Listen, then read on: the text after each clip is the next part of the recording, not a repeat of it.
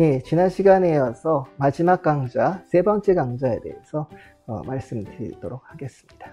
이제 마지막으로 여성 노동자들이 어떤 작업장 내지 공장에서의 경험들, 그리고 여성 노동자들이 기업주와 그리고 정부와의 어떤 관계에 이어서 과연 그렇다면 여성 노동자들이 장시간 노동 내지 열악한 노동 조건에 대해서 계속 참고만 살았는가?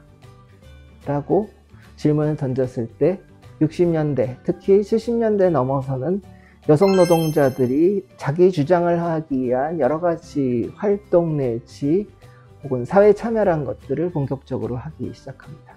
민주화 내지 또 사회적인 어떤 변화란 것들이 급속하게 일어나면서 많은 변화가 있었지만 여전히 한국 사회가 여성의 어떤 자신의 주장이란 것들을 공공연히 하는 것에는 많은 장애물이 있고 또 더구나 군부 정권 하에서는 그것이 더 간단치 않은 어떤 시기였다고 볼 수가 있습니다. 한국에서 이른바 노동자들이 임금 내지 노동 조건 내지 혹은 어떤 기업주와의 여러 가지 권리 내지 의무 관계란 것들을 보호하는 이른바 노동조합이란 것들이 한국전쟁 전후로 해서 만들어졌었는데요. 대부분이 1970년대 여성 노동자들이 독자적인 노동조합을 만들기 전까지는 이른바 어영노조라고 불리는 노동조합이 지배적이었습니다. 이건 쉽게 얘기해서 정부가 노동조합을 직간접적으로 통제하고 관리하는 방식으로 노조가 운영되는 것을 의미하는 것입니다. 다시 말해서 노동조합이 가장 작업장의 밑바닥에 있는 일반 노동자들이 요구를 한 것들을 반영을 하는 것이 아니라 정부가 하라는 대로 혹은 어떤 기업주가 하라는 방식으로 이른바 임금 협상이라는 것들을 마무리 진다든지 혹은 노동 조건의 악화 자체라는 것들을 그냥 가만히 놔둔다든지 이른바 이름만 노동조합이지 노동조합답지 않았던 노동조합이 바로 60년대 그리고 70년대 존재했던 어영 노동조합이라고 볼 수가 있습니다. 특히 이 대부분의 노동조합 지부장 내지 노조위원장들은 대부분 남성들이었기 때문에 60년대 중후반 이후에 급격하게 늘어난 작업장 가장 밑에 있던 여성들이 요구를 한 것들을 일방적으로 무시하고 기업주나 정부의 편을 일방적으로 드는 경우가 비일비재했습니다. 물론 이러한 상황이 계속 반복이 되면서 여성 노동자들은 이제 정부와 기업으로부터 독립적인 노동조합을 만들기 시작했습니다. 그 과정 속에서 뒤에서 잠깐 설명을 드리겠지만 여러 교회 단체들의 어떤 지원을 받아서 이른바 민주노조라고 불리는 독립적인 노동조합이라는 것들을 만들기 시작했습니다. 그래서 70년대 이 민주노동조합이라는 노동조합들은 사실 수적으로 그렇게 많지는 않습니다. 약 10여 개 정도밖에 안 되는데요. 원풍, 그리고 동일방직, 청계피복, 관도상사, YH무역, 삼성제약, 소통, 삼원섬유 등 약 10여 개 정도밖에 안 되지만은 이른바 1970년대 이후에 한국의 노동운동의 커다란 물줄기를 변화시키는 데 있어서 이 여성들의 역할은 아주 결정적이었다고 볼 수가 있습니다. 여기 보시는 칼라 사진은 1970년대 여성들이 주도한 민주노동조합 운동에 대한 탄압의 가장 대표적인 사례라고 볼 수 있는 동일방직 노동조합원들에 대한 똥물 투척 사건입니다. 1978년에 당시에 여성 노동자들이 주도했던 동일방직 노동조합이 투표를 통해서 지부장을 선출하려고 했는데 이른바 어떤 기업주와 정부와 그리고 어영노동조합 같은 경우에는 여성 노동자들이 원하는 여성 지부장 선출을 막기 위해서 지부장 선거를 하는 장소에 여성들에게 똥물을 투척을 해서 이른바 민주노조를 탄압했던 가장 대표적이고 비극적인 사례 중에 하나라고 볼 수가 있습니다. 사진의 작업복의 위아래로 거뭇거뭇하게 묻어있는 것이 당시 노동조합과 경찰 그리고 기업주가 자행했던 똥물을 투척한 모습입니다.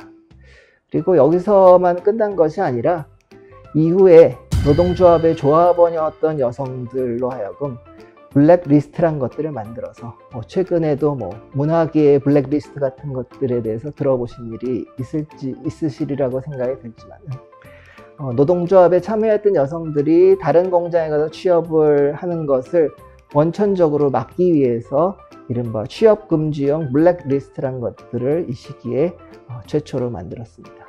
이것으로 인해서 70년대 후반 80년대에 걸쳐서 과거의 민주노동조합의 조합원이었던 많은 여성들이 겪었던 고통 내지 생활고란 것들은 이로 말로 표현할 수 없을 정도라고 볼 수가 있습니다. 그래서 금방 소개해드린 이 70년대 여성 노동자들이 주도했던 노동조합 운동에 대해서 기존에 갖고 있던 많은 생각들은 왜 여성들이 노동조합에 참여를 하느냐 같은 경우에 이것에 대해서 결혼을 하지 않았기 때문에 또 남성들과 달리 돌봐야 될 부양가족이 없기 때문에 혹은 결혼하기 전에 일시적으로 하는 공장 노동이기 때문에 이른바 적극적으로 노동조합에 참여하는 것이다라는 매우 왜곡된 시각이라는 것들이 만연해 있었습니다.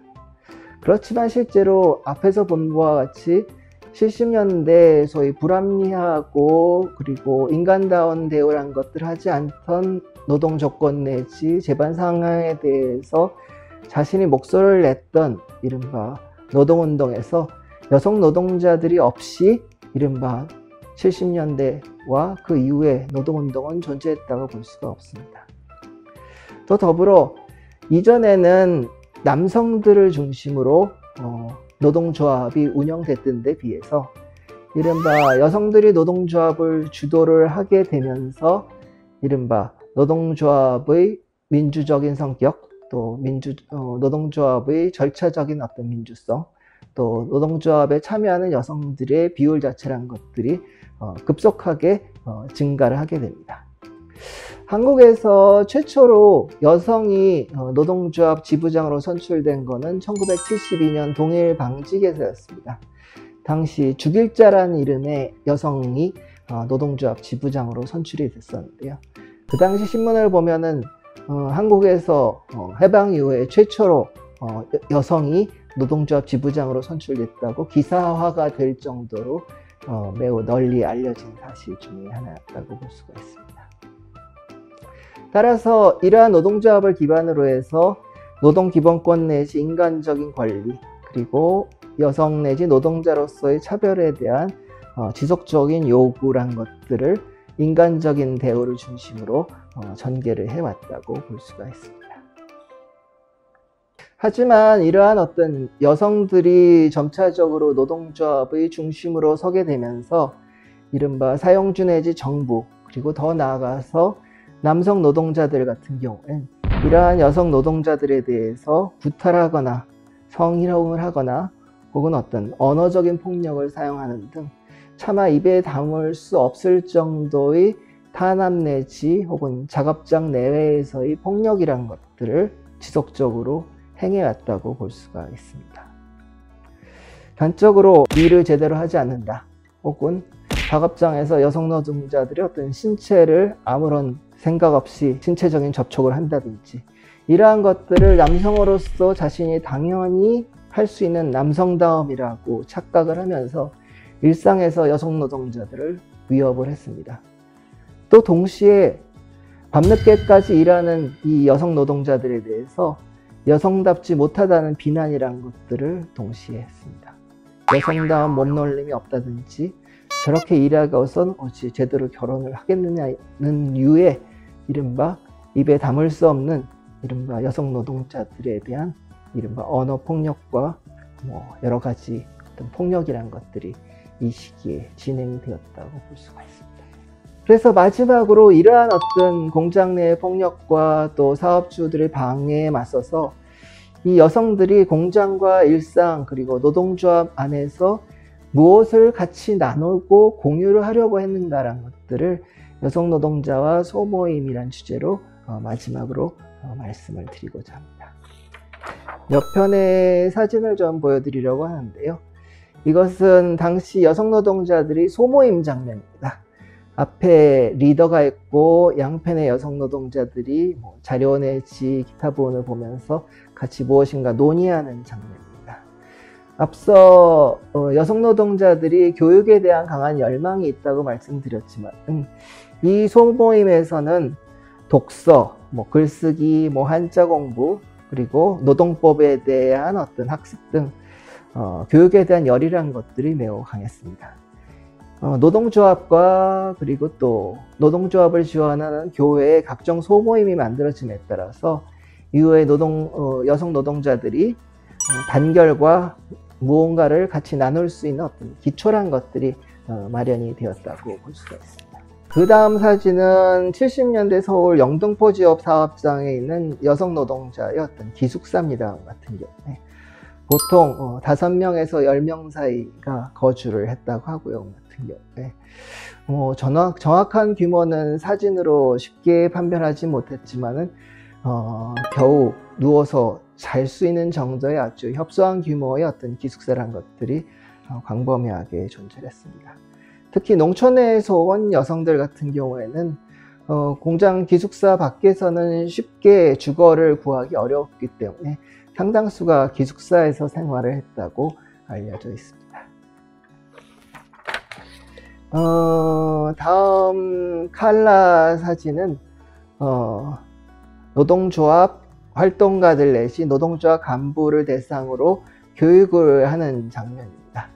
임금 내지 또 단체 협상, 그리고 노동자의 어떤 기본적인 어떤 권리 등 여성들이 어떤 단결의 기초와 관련된 부분을 정기적으로 이렇게 앉아서 외부의 어떤 강사를 초빙해서 교육을 받았다고 알려져 있습니다. 다음 표는 1970년대부터 1980년까지 대표적인 여성 노동자들을 중심으로 한 노동조합이었던 원풍모방에서 있었던 소모임의 리스트 중에 일부를 제가 표로 만든 겁니다. 굉장히 많이 있는데요. 같은 경우에 오뚜기란 이름의 소모임도 있고 촛불, 말똥구리, 넝쿨, 차돌, 대들보, 장미, 다양한 이름의 여성 노동자들이 스스로 지은 이름의 소모임들이 존재했었고요. 대부분 라인 내지 부서를 중심으로 이 소모임들이 이루어졌습니다.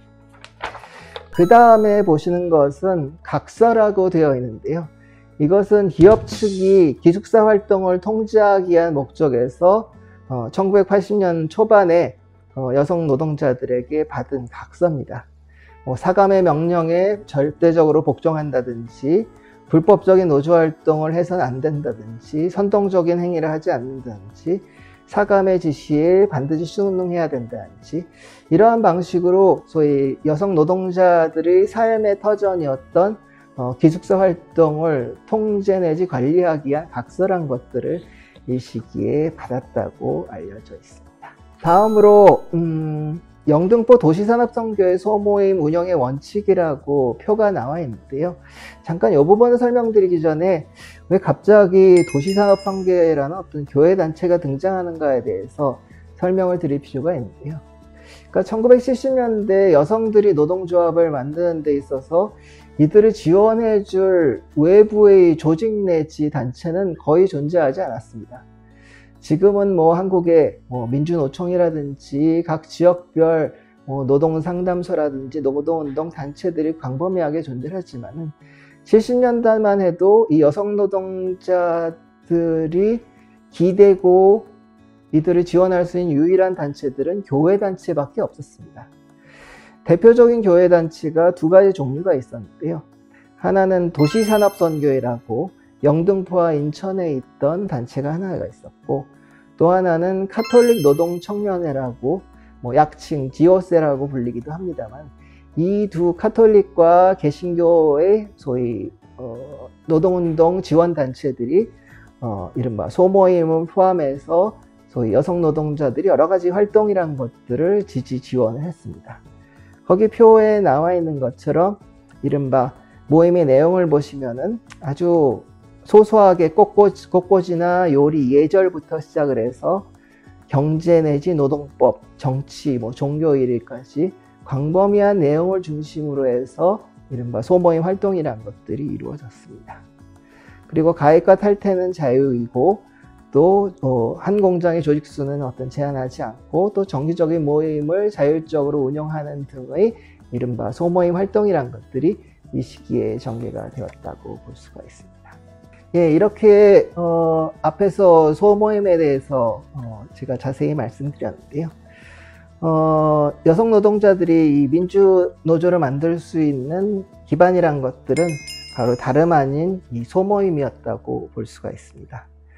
바로 과거에 절차를 거치지 않고 남성들끼리 자신들 마음대로 운영했던 노조 관행으로부터 이제 여성 노동자들은 소모임에 기반해서 노조위원장, 그리고 대의원, 그리고 여러 노조 간부들을 여성들이 맡게 됨으로써 이른바 과거와 다른 민주성, 그리고 절차성, 그리고 여성 노동자들이 밑으로부터 참여에 기반한 새로운 여성 노동조합 운동의 물결이라는 것들을 만들었다고 볼 수가 있습니다.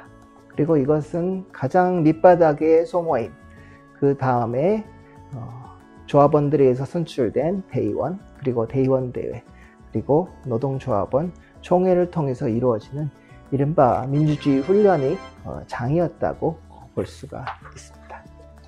여기서 잠깐 아까 사진으로 말씀드린 기숙사에 대해서 잠깐 설명을 드리고 넘어가야 될 것 같은데요. 이 기숙사는 크게 부정적인 기능과 또 긍정적인 기능이 두 가지가 같이 있었다고 볼 수가 있습니다. 먼저 부정적인 기능은 여성 노동자들을 관리하기 위한 기능입니다. 이른바 강제 잔업. 대부분 기숙사는 공장 가까운 곳에 있었기 때문에 수출 물량 등이 딸렸을 때 언제든지 여성 노동자들을 강제로 밤이나 혹은 낮에 잔업을 시킬 수 있었습니다. 그 외에 여성 노동자들이 공장의 물품을 훔쳐왔다는 명분으로 진행되는 몸수색, 그리고 이른바 여가 시간을 활용할 수 있는 외출 금지, 그리고 생활 내지 일상생활에 대해서 사감이 통제하는 등 관리의 기능이 한편으로 존재를 했습니다. 하지만 기숙사에 있어서 더욱더 중요한 기능은 긍정적인 기능입니다.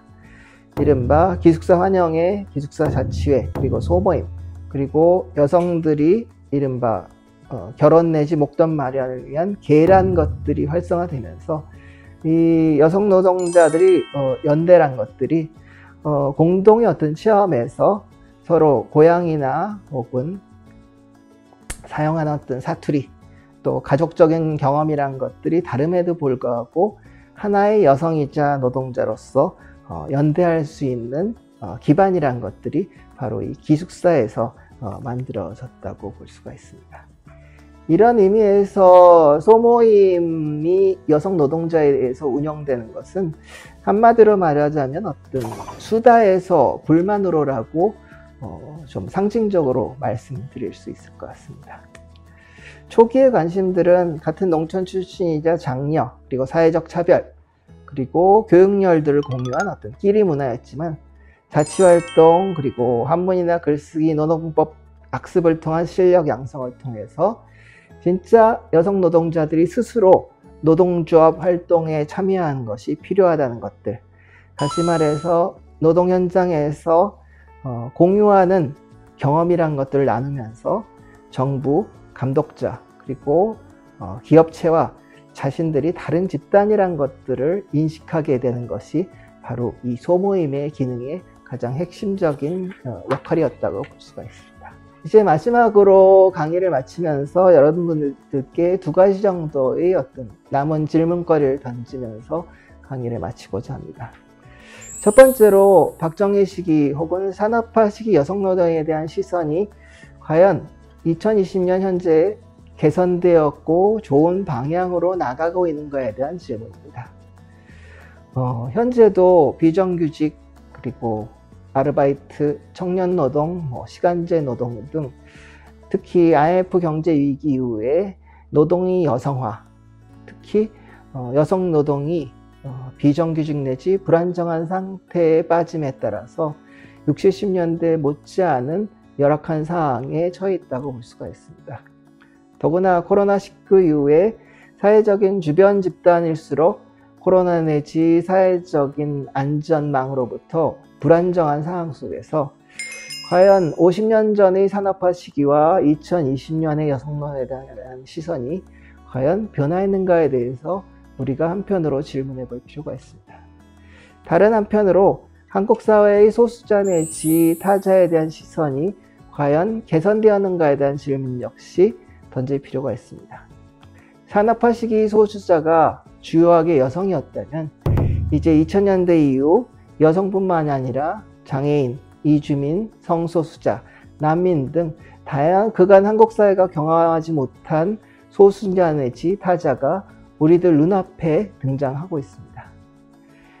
우리는 과연 60, 70년대 한국 사회가 여성 노동자들을 이질적이고 위험한 존재라고 편견을 갖고 보았던 것처럼 2000년대 이후 새롭게 등장하는 사회적 소수자와 타자에 대해서 비슷한 편견을 갖고 있는 것은 아닌가에 대해서 스스로 질문해 볼 필요가 있다고 생각이 듭니다. 예, 오늘 산업화 시기 여성 노동의 역사와 시선에 대한 강의는 이 정도로 마치도록 하겠습니다. 예, 끝까지 들어주셔서 감사합니다.